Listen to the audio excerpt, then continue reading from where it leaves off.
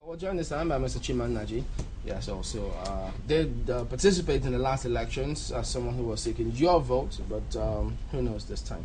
Well, thank you for coming on this morning. Thank you, Chamberlain. Have you been in the field to see what's going on with this registration exercise? Of course. Okay, well, Chairman says that he notices that in Lagos and Abuja, the queue seems to have reduced. Unlike numbers are dwindling, unlike in some other states where you still see that push, but then they still do have some way to go till this week.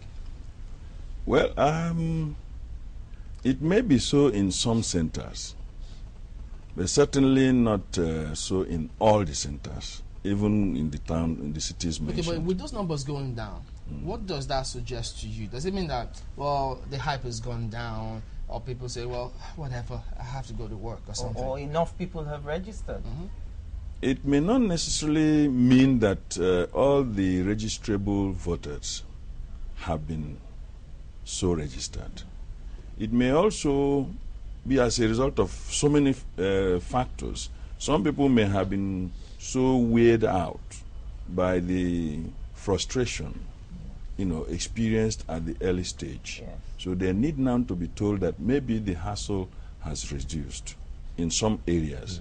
There also may be some reasons as maybe some of the workers not having the time.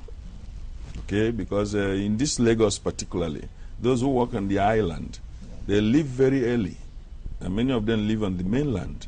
By the time they are coming back, of course, the registration officers would have... Okay, so in that case, should we just leave the thing open, let people register anywhere, and then, since you give information about your address anyway, on the day of voting, you can be allowed to vote as long as your address shows that you're in the right environment? In fact, the last time I was here, I said that the technology we actually ought to have deployed is available.